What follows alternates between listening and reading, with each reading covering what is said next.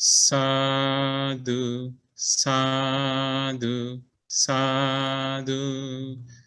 Namo tassa bhagavato arahato samma sambuddhassa. Namo tassa bhagavato arahato samma sambuddhassa. Namo tassa bhagavato arahato Samma Sambuddhassa. Homage to the Blessed One, the Worthy One, the Supremely Enlightened One. Sadhu, sadhu, sadhu. Homage to our teacher, Pinnath Laku Swamin Wahanse. Sadhu, sadhu, sadhu. Dear Dhamma friends, so today again we are going to learn one of the sutta as Friday Dhamma study, sutta study. So in Buddha's teaching, you know that there are 9 types of teaching in the Buddha's time before Buddha attained Nibbana. So Sutta, Geya, Vyakarana, Gatha, like that. So another way of teaching was Vedalla. So Vedalla is the way that asking questions. Somebody asked question, and again enlightened monk is asking question, and enlightened monk, another enlightened monk is replying to that question. Sometimes, Anagami Upasakas, they ask the questions, and enlightened monks or nuns, they reply the answers. So, however they do that, sometimes to teach others, okay? To teach others, sometimes just for the understanding. Now, again, we are going to learn today one of the sutta, which is called Cūḻavedallasutta, which is in Majjhima Nikaya, a shorter series of questions and answers. This happened between Visakha Upasaka, male lay follower, and Dhammadinna Bhikkhuni, who was enlightened Bhikkhuni. So Dhammadinna Bhikkhuni, we know that she was foremost from explaining Dhamma really well, right? And from Bhikkhunis. So from Bhikkhus, it was Kumara Kassapa who can explain with the similes and very well. Now, this Bhikkhuni Dhammadinna, she got to be this explaining Dhamma really well. She got the definite word of assurance from during the Padumuttara Buddha's time. Padumuttara Buddha's was in this world 100,000 ago, 100,000 uncalculatable eons ago. He was in this world. That time she got the definite word of assurance from Padumuttara Buddha to be in this Buddha Sasana, or Gautama Buddha's Buddha Sasana, from the explaining Dhamma from Bhikkhunis, that foremost from the Bhikkhunis, explaining Dhamma. So that actually during the lay life, Dhammadinna was married to Visakha. They were living very happily married life. One day, when Visakha was coming home, that was a tradition that Dhammadinna used to come smiling and came and hold the husband's hands. That day, Visakha did not smile and did not hold her hand. And he right away went to upstairs and went to his room. So Dhammadinna was very upset, and she was thinking, what was that? She was thinking, I should ask why. What is the reason for this one? Then when they were eating, she thought, okay, I should ask that question. After eating, she couldn't ask. Then at the time of night, she was thinking, okay, I will ask this question. What happened to him? Did I do any mistakes? Or that so somebody told him something about her? And he went to another room. He started to sleep. Next day, he was the same, right? Visakha Upasaka. Then Dhammadinna asked from his husband, what's the reason for that? Then he explained, okay, I met Supreme Buddha. As soon as she heard the name of the Buddha, all the previous lives, she collected the good karma, coming to right. And she asked, okay, I want to go and see the Buddha, and I want to be a bhikkhuni. So as soon as this one was heard, Visakha Upasaka was very happy. Because Visakha Upasaka, after he met the Buddha, he became non-return, anagami. So right away he was happy, and he went to see his close friend. It was the king Bimbisara. King Bimbisara was happy, and he asked that which kind of things I should do. Then they wanted to arrange a parade. So with the parade, Dhammadinna was brought to the monastery. She became a nun. Then after that, she went to secluded life. After 7 days, she came back to the same monastery. Then Visakha Upasaka came to know, Bhikkhuni Dhammadinna came to the monastery.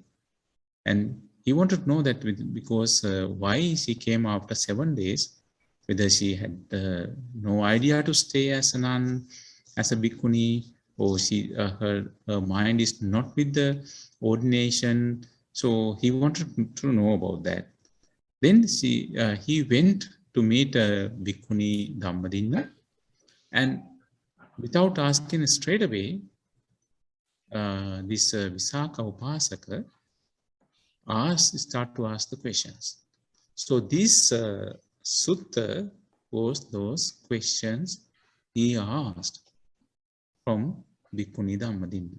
Okay, so that time our Supreme Buddha was living in Rajagaha in Bamboo Scholar Sanctuary. So you know that this monastery was offered by King Bimbisara. So then lay follower, Visakha went to see Bhikkhuni Dhammadinna. Then, after paying homage to her, he sat down at one side and asked her these questions. Okay, now I am going to share this slide with you, so you can see that those questions, whether you can answer.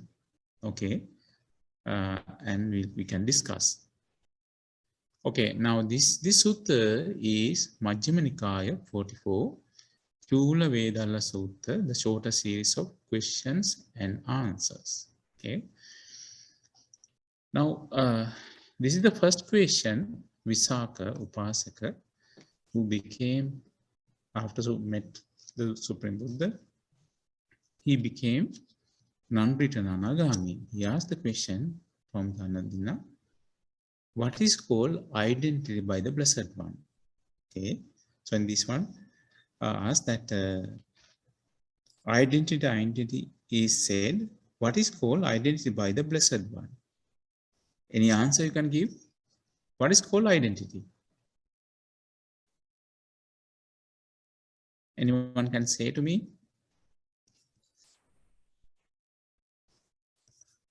Okay. So this is the way, identity. Okay.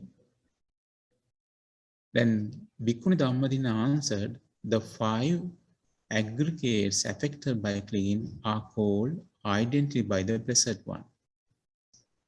So aggregates, there are two things, time and space.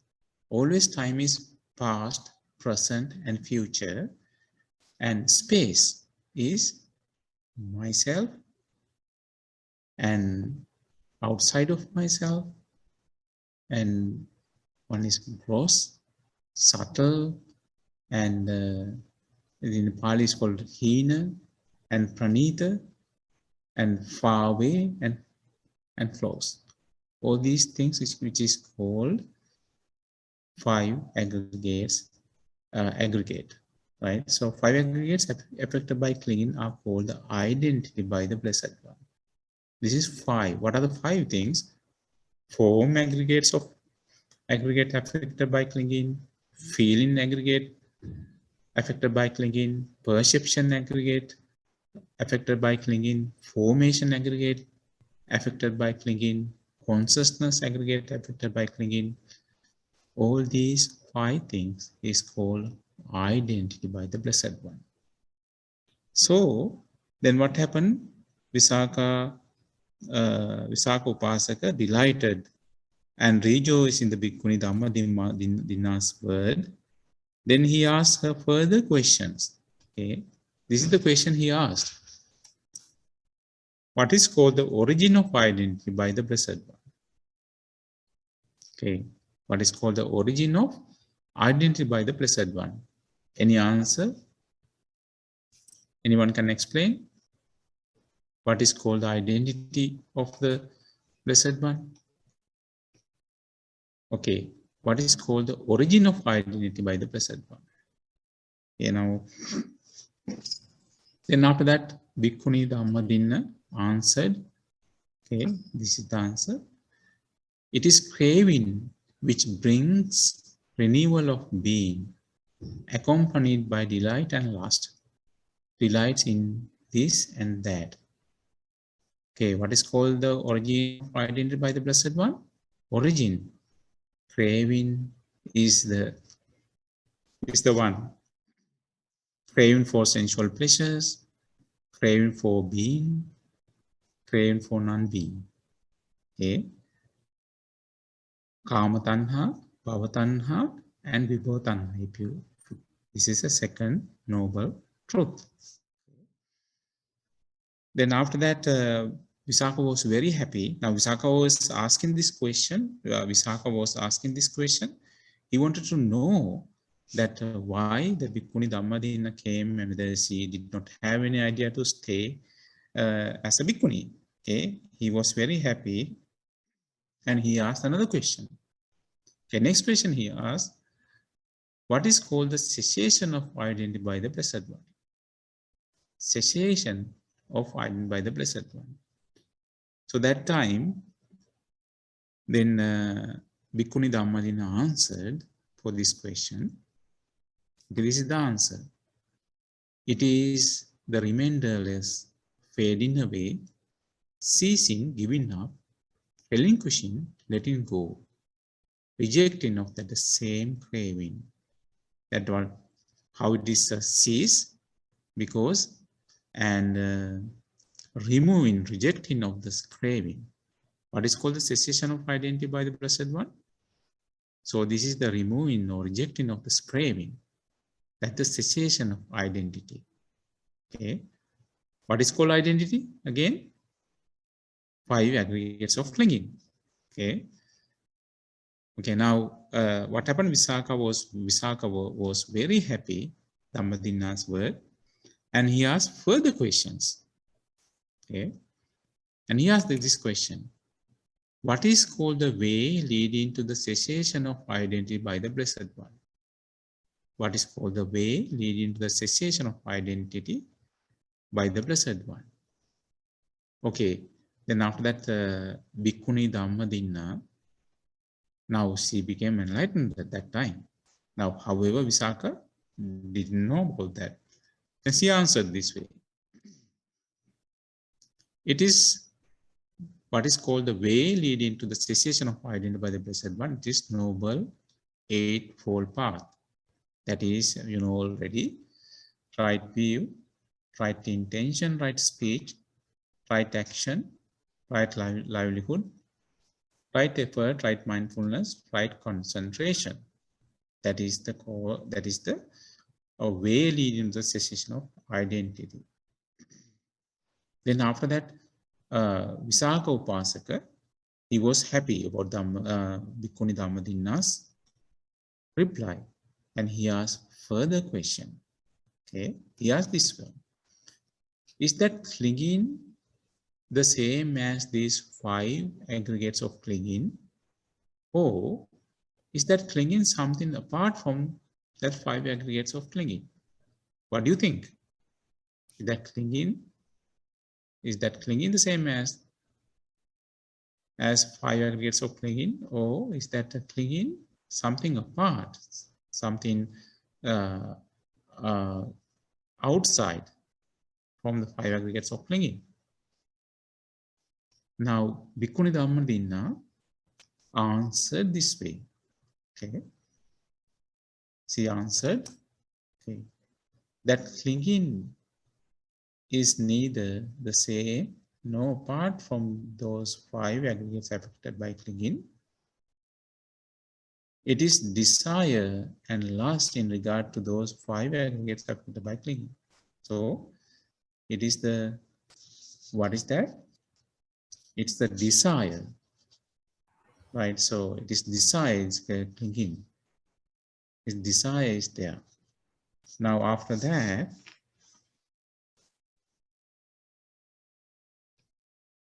Visakha was very happy. Visakha was very happy, the Bhikkhuni Dhammadinna's reply.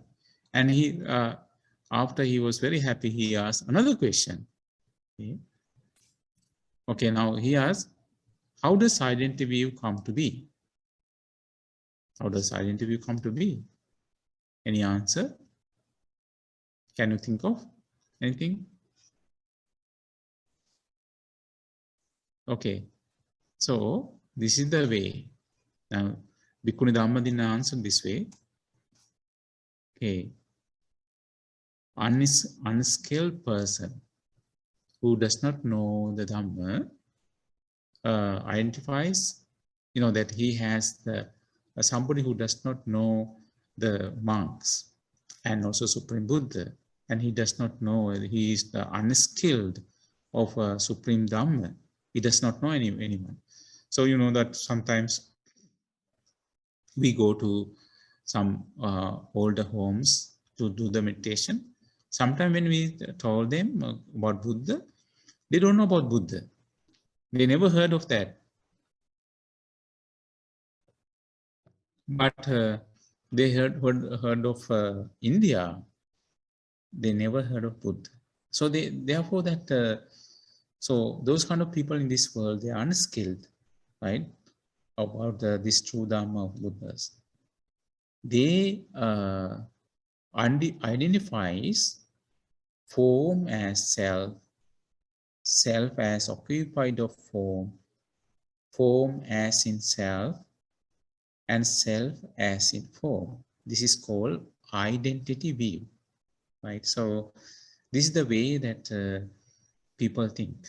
Okay, this is that all these all together, there are 20 types of identity view for each and every one: form, feeling, perception, formation, and consciousness. Each one, if you consider form, it has 4 types of identity view, and so altogether there are 20 types of identity view. What is this called? Okay, how to explain further, how does identity view come to be? This is how identity view come to be.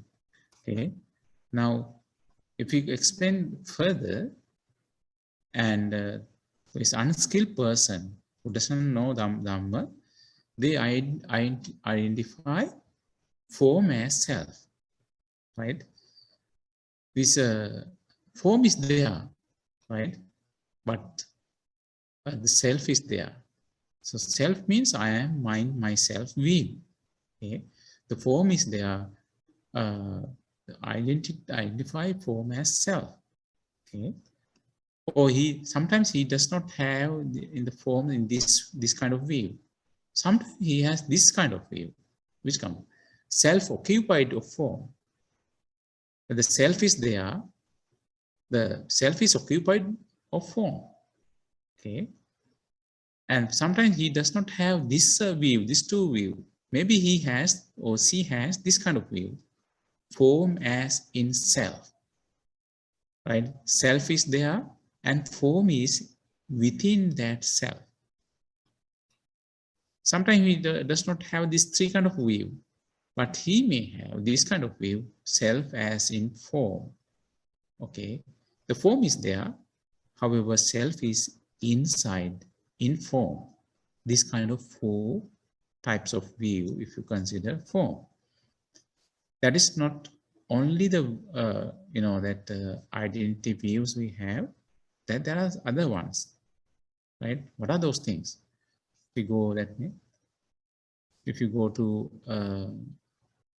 feeling, identifies feeling as self, self as occupied of feeling, feeling as in self, self as in feeling.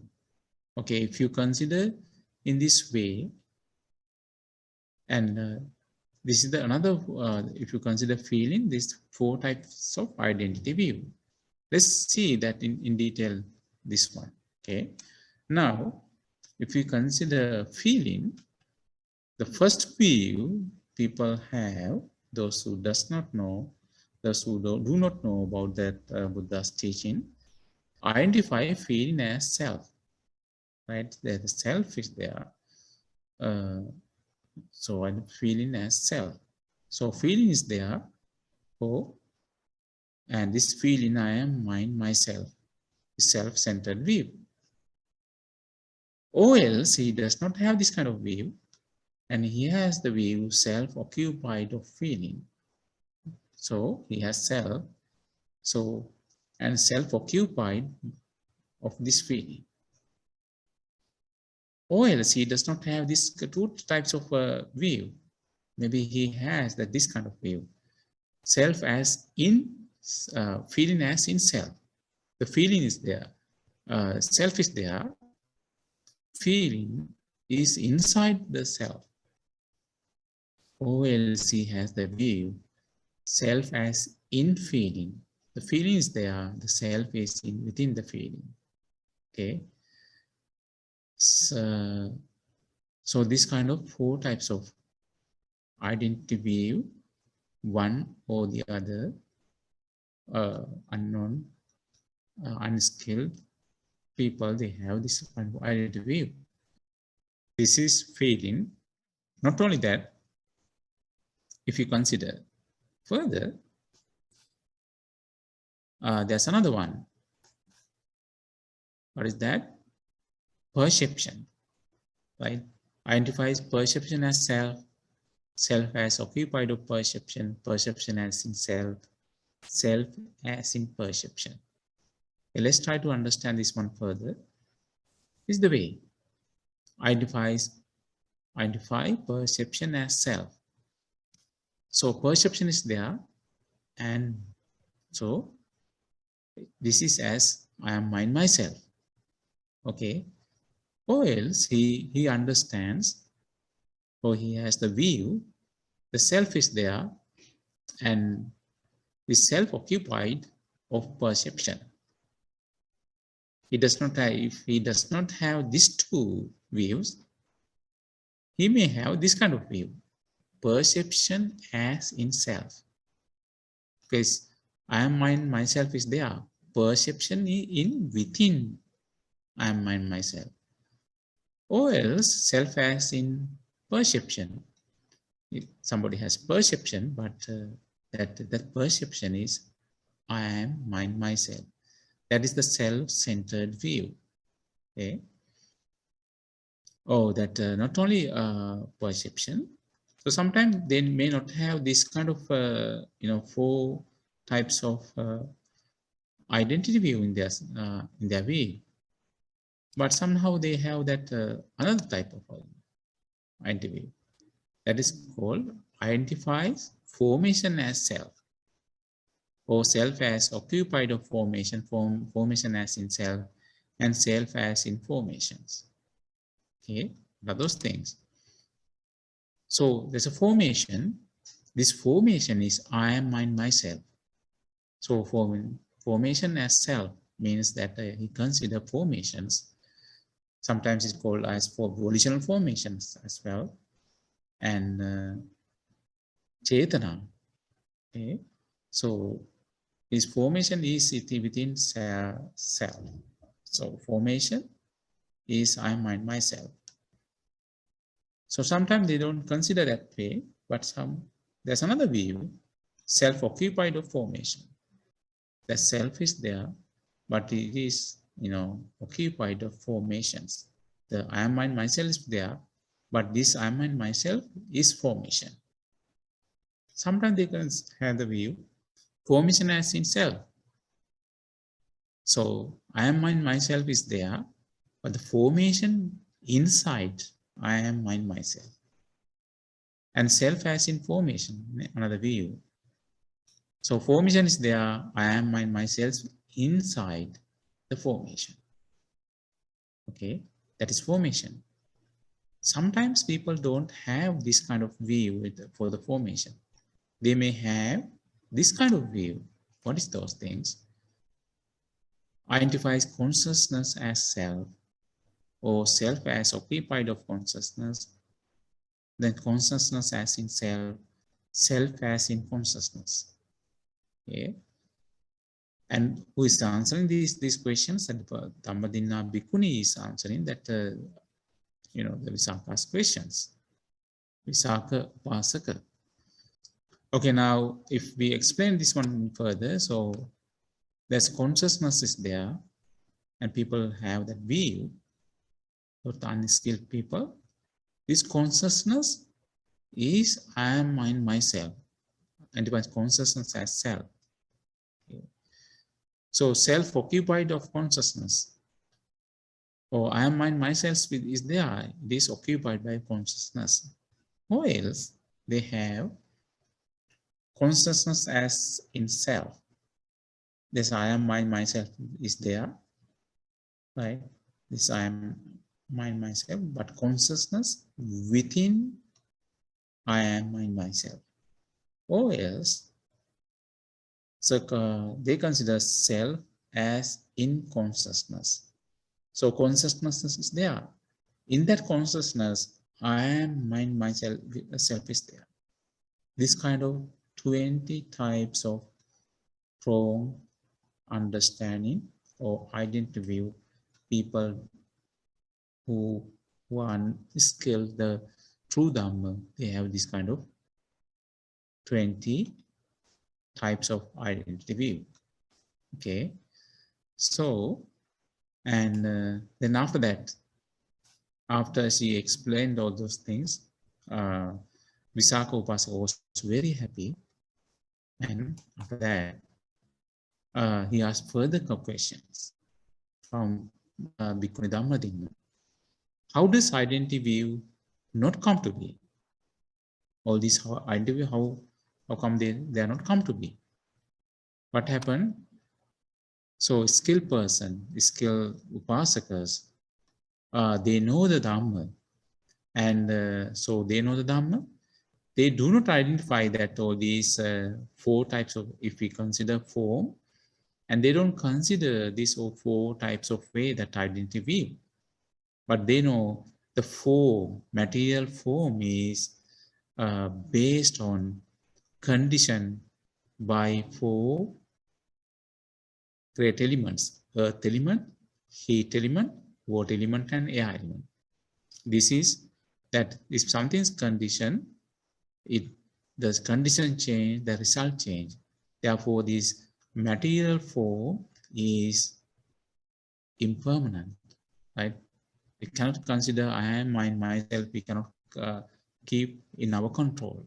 Okay, so if you consider the form, so we're getting older, we cannot stop. We're getting sick, we cannot stop, right? So the skilled person, they are skilled in the true Dhamma. They know the Supreme Buddha, Supreme Buddha's teachings. they do not consider as these 4 types of identity view.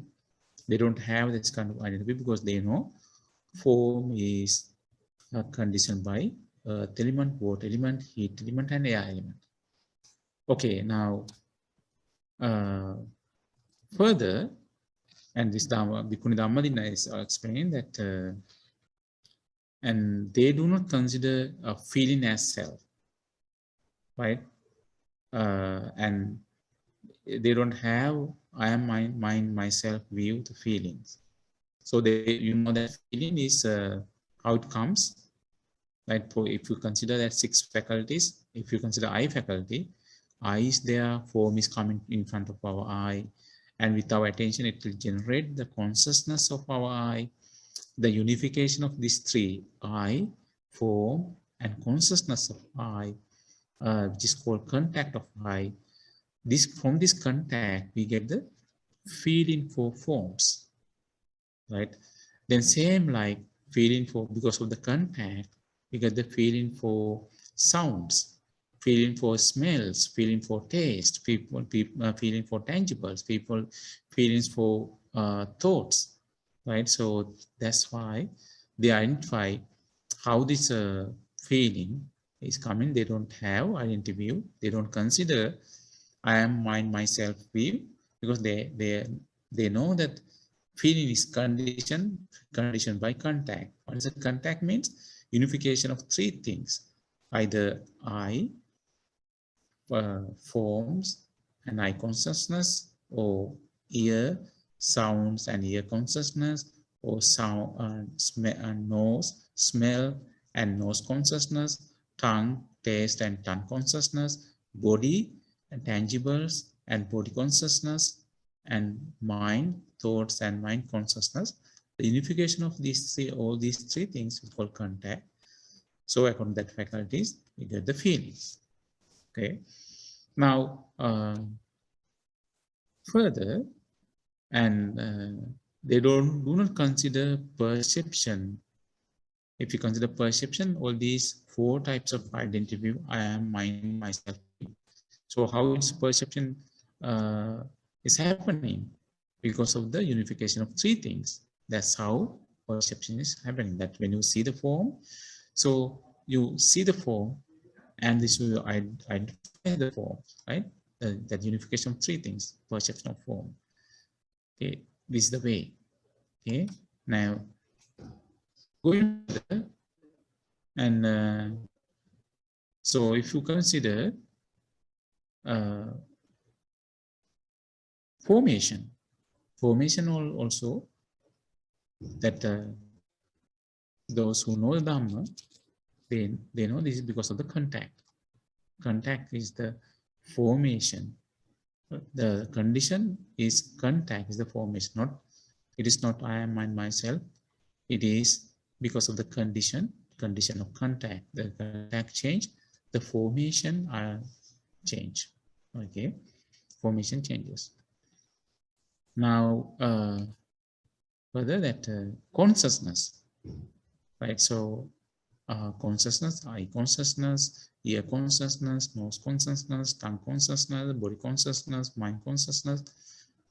What is the condition for these things? They don't consider that all these 4 views. They know consciousness is because of name and form, or mentality and materiality. That is the consciousness is conditioned by mentality and materiality, or name and form, right? So those things, if those condition changes, the consciousness changes. Okay, so they identify that way. Okay, so Visakha was very happy after listening to Bhikkhuni Dhammadinna's explanation. Then he asked further question. Then what is the noble path? Noble eightfold path. He asked again. The noble eightfold path. Again, that right view. Then Bhikkhuni Dhammadinna answered again. Right view, right intention, right speech, right action, right livelihood, right effort, right mindfulness, right concentration.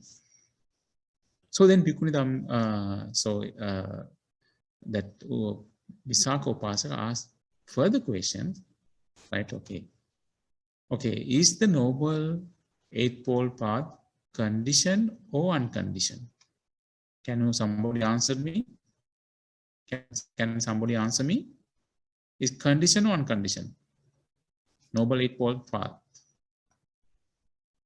What do you think? I did not get any answer.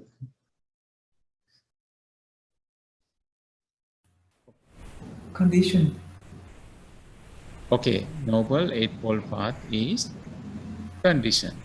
Noble Eightfold Path is condition. Okay, that now because we came to this topic, let's think about the first noble truth.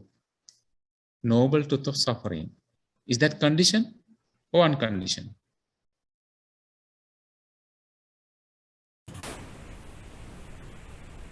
First noble truth? Condition. First noble truth also condition. Second noble truth, reason for suffering. Is condition or unconditioned? Condition. Condition.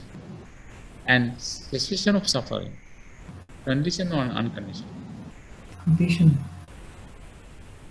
Cessation of suffering is unconditioned. Noble Eightfold Path is conditioned.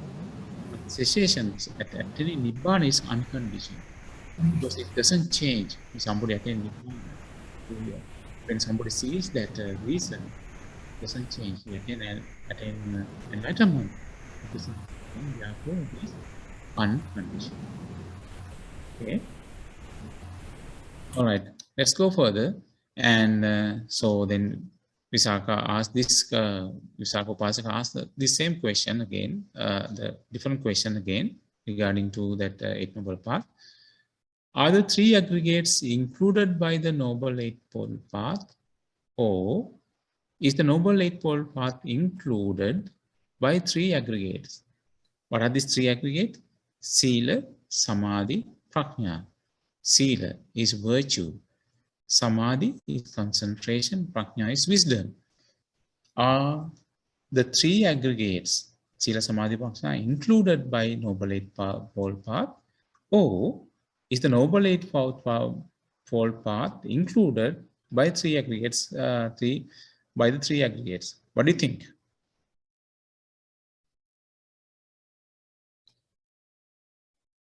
Any idea? Okay, let's see the answer. Anybody wants to answer this one? Are they one and the same, Bhante? Yeah. What is that? Are they one and the same? Are they the same? No, it is different. So there's a Eight Noble Path is there. How Eight Noble Path is from Eight Noble Path, from Eight Noble Path, as a condition, Sila, Samadhi, Prajna is there. Or because of Sila, Samadhi, Prajna, Noble Eightfold Path is there. That is the question. What is the answer? Did you understand what I said, right? No?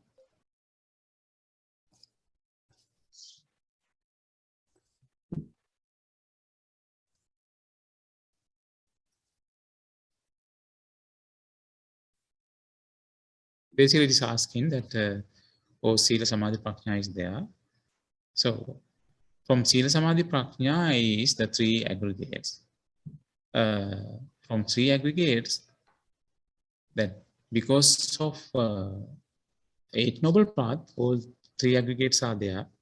Or because of three aggregates, Noble Eightfold Path is there. Which one is one? Okay, so let's go to the answer.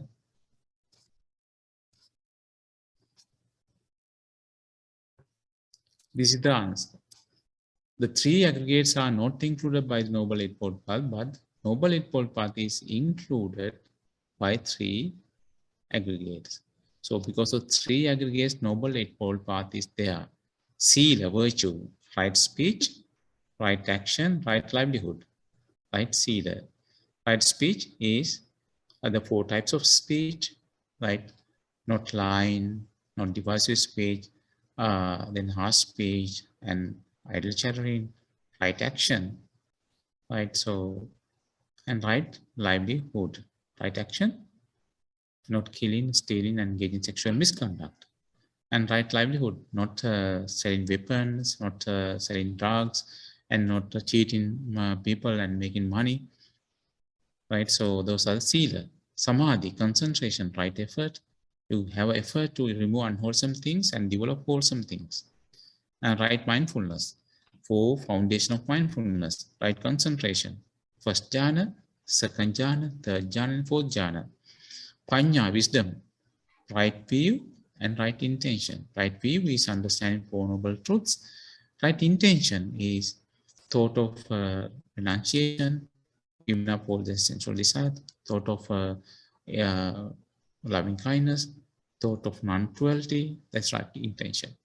Because of this sila, samadhi, prajna, the Noble Eightfold Path is there. Okay, so Bhikkhuni Dhammadina answered. Okay, she then Visakha Upasaka was very happy and he asked another question. Okay, what is concentration? What is the basis of concentration? What is the prerequisites of the concentration? What is the development of concentration? So that most of the time people ask this question, what is concentration? Okay, now this is the answer that Bhikkhuni Dhammadina gave. Okay, so if you have any idea, so what is concentration means? Okay, this is the answer Bhikkhuni Dhammadina gave. Right. The unification of mind is concentration. Unification of mind is wholesome things, right? That is called concentration. When you thinking of loving kindness, that is the concentration. Okay. When you think about the impermanent, is the concentration. When you think about Buddha-nussati, that's concentration. The unification of mind in wholesome things is called concentration. Then what is the basis of concentration? The 4 foundations of mindfulness are the basis of concentration. Kaya-nupassana, the contemplation of body. Vedana-nupassana, mind. And Dhamma-nupassana, contemplation of phenomenon. That's the 4 foundations of mind. And what's the prerequisite of concentration? The 4 right kind of striving are the prerequisite of concentration. Okay, so put that striving, or sometimes that he put his effort to remove the existing unwholesome things. He put his effort, unarisen, unwholesome things not to arise, and he put the effort, existing wholesome things to develop, and he put the effort to develop unarisen wholesome things to arise. Okay, these 4 ways. Okay, what is the development of concentration? Development of concentration is repetition. Development and cultivation of these same states is development of concentration. That's why we do the repetition. Loving kindness we practice every day. Breathing meditation we practice every day. Repetition, development and cultivation of the same states is development of concentration. Okay, and he was very happy, Visakha Upasaka. And now at this point he knows that he is well known. Okay, she asked further question, how many formations are there? How many formations? Okay, so then the Bhikkhuni Dhammadina answered that question. Okay, there are 3 formations: bodily formations, verbal formations, mental formations. And Visakha Upasaka asked further questions. Okay, what are the bodily formation? What are the verbal formation? What are the mental formations? Okay. And Bhikkhuni Dhammadina answered all these three questions. What are those things? What are the bodily formations?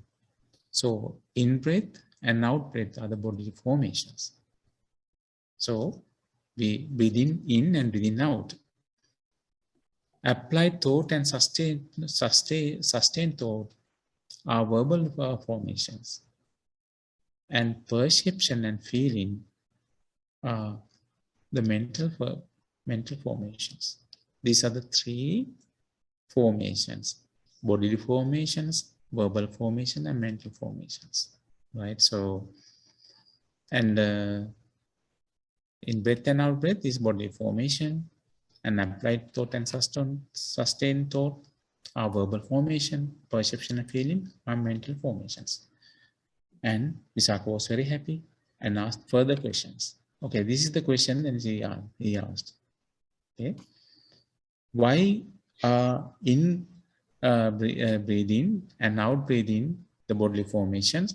Why are applied thought and sustained thought the verbal formations?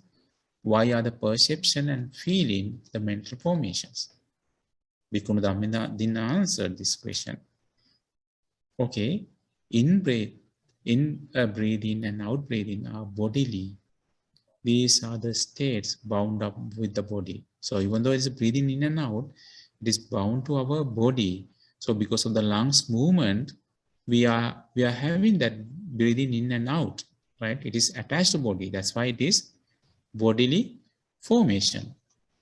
So, and why it is what is that? Why I applied thought and sustained thought, verbal formation. First, one applies thought and sustained thought, and subsequently one breaks out into speech. Before we talk, we have that vitakka vichara within inside, thought and sustained thought, before we talk. That's how that if you develop the samadhi or concentration, you can understand. So there's a sound for vitakka vichara, thought and sustained thought. They can listen, then that's thought and sustained thought, that you can read others' mind. Okay. So sometimes there are a few ways Buddha explained that sometimes developing concentration, they can listen to that, vitakka vichara, or sometimes using the non-human support, they can listen to the vitakka vichara. So therefore it is called verbal formation, vitakka vichara. And perception and feeling are mental formation because those states bound up with the mind, right? So feeling and perception is bound up with mind.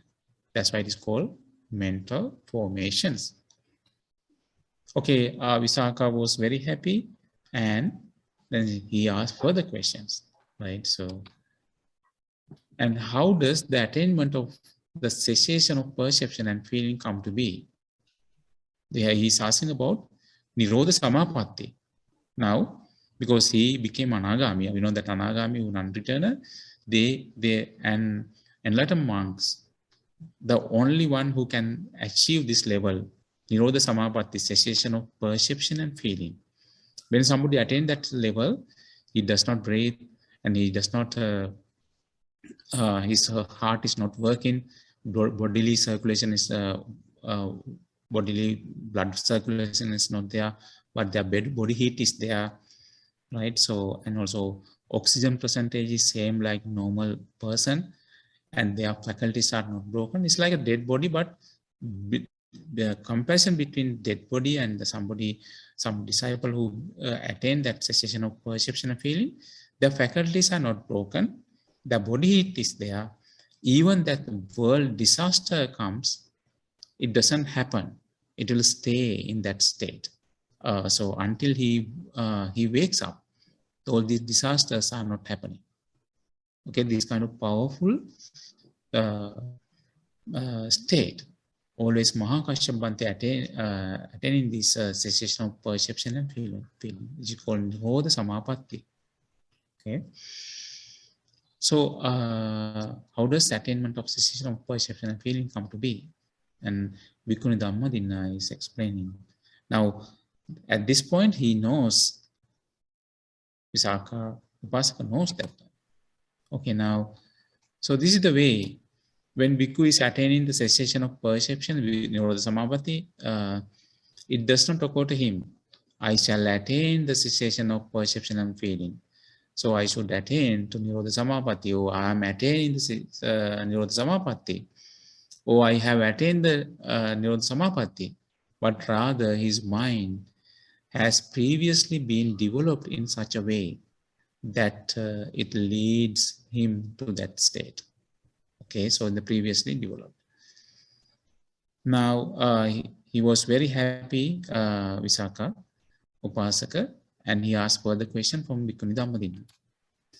Oh, then he asked the question, when a Bhikkhu is attaining the cessation of perception and feeling, Nirodha Samapatti, which state see first in him, the bodily, verbal, or mental formation? So somebody is attaining Nirodha Samapatti, he will go to the first jhana, right? So the second jhana, third jhana, fourth jhana, then after that, Akasanyayatana, infinite space, then Vinyachanyayatana, infinite consciousness, then Akinchanyayatana, nothingness, then after that, Nevasanya, Nasanyayatana, neither perception nor non-perception. All these things after he will attain in Nirodha Samapatti, the ninth stage, first jhana, second jhana, third jhana, fourth jhana, then after that all these formless jhana, then after that another monks or somebody who is non-returner, they will be attaining this stage. Okay, so answer is this: the first verbal formation ceases, then body formation, then mental formation. How it happens? So somebody is coming to first jhana. What are the conditions? What are the things in the first jhana? First thought and sustained thought, right? So, and rapture, pleasure, and concentration. All these 5 things in the first jhana. So then when he is practicing first jhana, when he is attaining second jhana, he remove thought and sustain thought. In the second jhana, he is having rapture, pleasure, and concentration. That means he is removing verbal formation, thought and sustain thought. Then after that, he will go to, after removing rapture, he will go to the third jhana, and only pleasure and concentration. And after removing pleasure, he will go to the fourth jhana. At the fourth jhana, he will stop breathing in and breathing out. Okay, that bodily formation. And after he attaining the Nirodha Samapatti, so he will stop that mental formation. Okay, so that's how it goes. Then Visakha Upasaka was very, very happy, and he asked further question. Okay, how does one emerge from the attainment of cessation of perception and feeling? How he is waking up from the attainment of the Nirodha Samapatti? Okay, now Bhikkhuni Dhammadinna answered that question.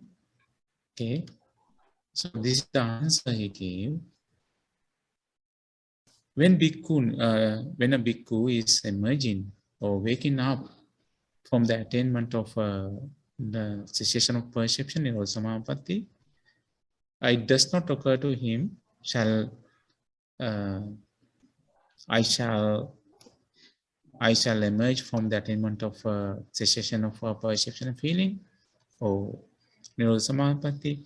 Now I am waking up from my Nirodha Samapatti, or I have already waken up from my attainment of cessation of perception and feeling, but rather his mind has previously been developed in such a way, right? It leads him to that state.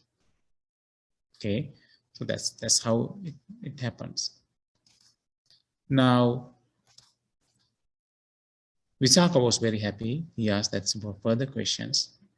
Okay. And he asked, when Bhikkhu is emerging or waking up from the Nirodha Samapatti, which state see first in him? The body, verbal, or mental formations? Now, what will happen when somebody is waking up? But first of all, he will come to, from Nirodha Samapatti, he will come to neither perception nor non-perception. So he will start mental formation. Then after that, he will come down from nothingness, then in consciousness, nothing, infinite consciousness, infinite space. Then he will come to fourth jhana. Then he will come to third jhana. When he comes to third jhana, his breathing will start. Okay, that means it is bodily formation. Then after that, when he comes to second jhana to first jhana, the thought and sustained thought will start. Okay, then he will be waking up from first jhana. Right? All this is the way that somebody is waking up from all the highest jhana and should come according to the order. Okay, now she replied, first mental formation arises, right? And then bodily formation, because when he comes to that disciple comes from fourth jhana to third jhana, he start to breathe in and out. Then verbal formations, because when he comes to first jhana, so all those vitakka vichara will start, or thought sustain will start. Okay. Okay. Now he was happy and he asked for the question. When a bhikkhu has emerged from the attainment of cessation of perception and feeling, how many kinds of contact touch him? So which kind of contact touch him? These are three. Three kind of contact touch him. They are voidness contact, and that voidness, sunyata, that empty, and signless contact, and no sign, and desireless. All these contact they will have as soon as they will.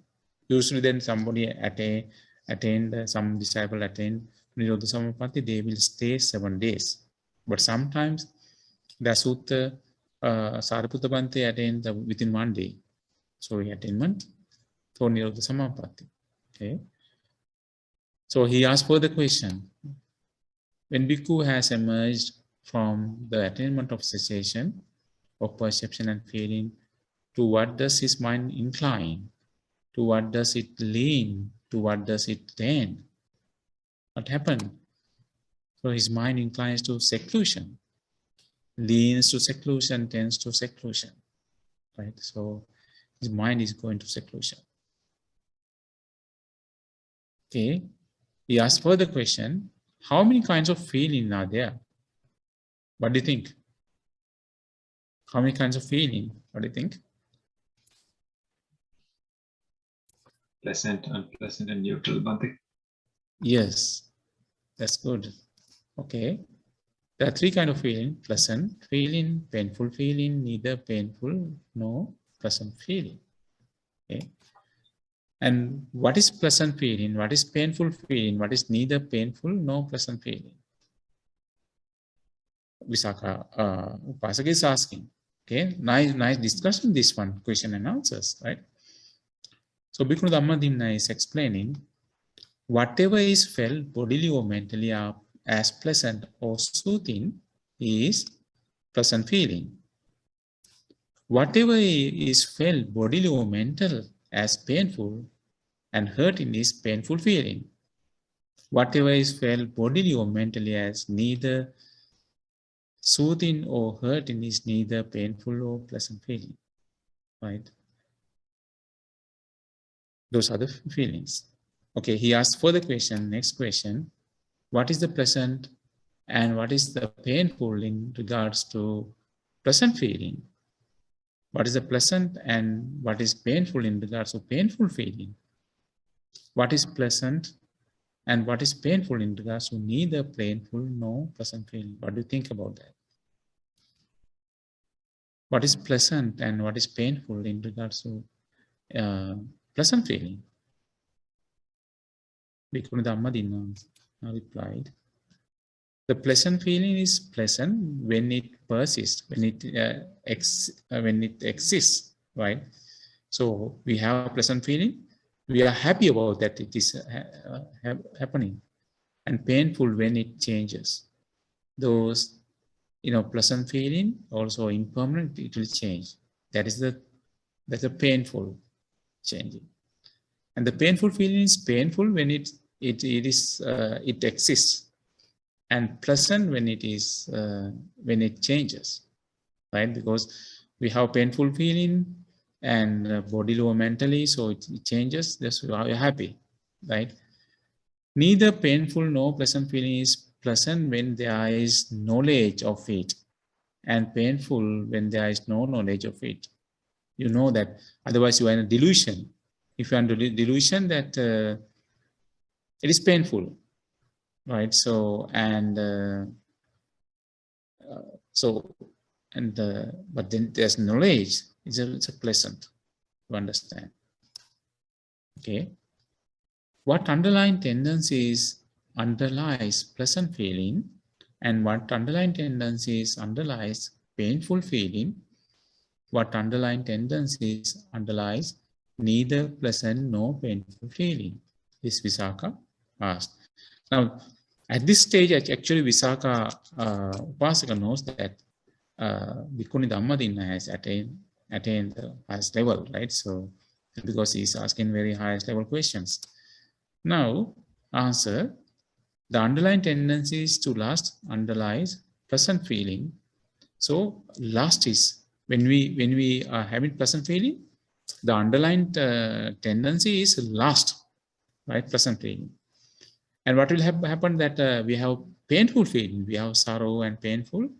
The underlying tendency is aversion, right? Aversion, or that ill will is there. And ignorance is the underlying tendency for the neither pleasant nor painful feeling. Ignorance, not knowing four noble truths. That is the condition. Okay, so next question. Does underlying tendencies to lust underlie all pleasant feeling? Does the underlying tendencies to aversion underlie all painful feeling? Does underlying tendencies to ignorance underlie all neither pleasant nor painful feeling? That means, that all the pleasant feeling is happening because of the lust. All the painful feeling is happening because of the aversion. All the neither perception nor non-perception is all this feeling is happening because of the ignorance, right? Now, Bhikkhuni Dhammadinna replied, so, no, that lust, all the pleasant feeling, not because of the lust, and all the painful feeling, not because of aversion. All neither pleasant nor painful feeling, not because of ignorance, right? So, not because of ignorance. And he asked, Visakha Upasaka asked further question. What should be abandoned in regard to pleasant feeling? What should be abandoned in regard to painful feeling? What should be abandoned in regard to neither pleasant nor painful feeling? What should be abandoned?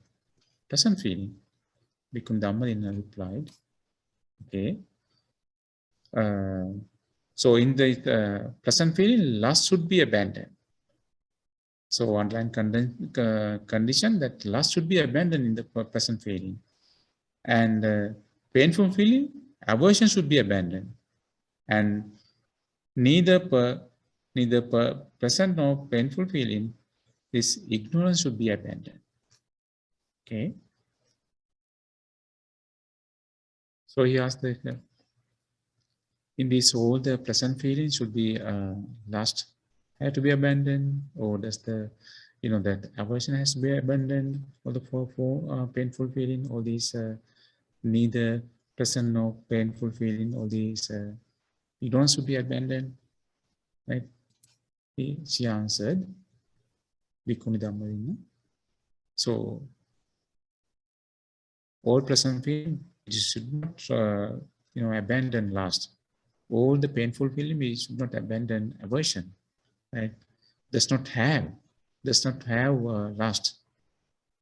All the pleasant feeling, all the painful feeling does not have aversion, and also in the same thing, neither perception of pleasant nor painful feeling, it does not have ignorance for all the feelings, right? What is the opposite of pleasant feeling? Because what happened when somebody is attaining, if we go to the previous slide again, why that somebody is attaining that jhana, first jhana, he's having that pleasant feeling. In that pleasant feeling, lust is not there, right? So somebody has this kind of thought. He's having painful feeling because all these enlightened monks, they were practicing, they became enlightened, and all these those who achieve the fruit, and they achieve the fruit, and but I'm trying, I cannot do that. He may have that because of the Dhamma path, he has a painful feeling. In that painful feeling, there's no aversion. So they say that better to have that painful feeling. It does not have aversion. And so sometimes all these, somebody attain that neither pleasant nor painful feeling, it does not have ignorance. Nirodha Samapatti, it does not have ignorance. Okay. Okay. So what is the opposite of pleasant feeling? Can you answer?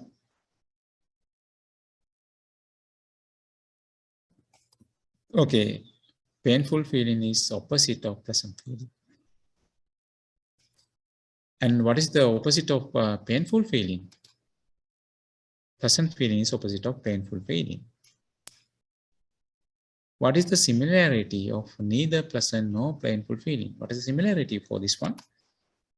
Ignorance is the similarity of neither pleasant nor painful feeling. Okay. What is the opposite of ignorance?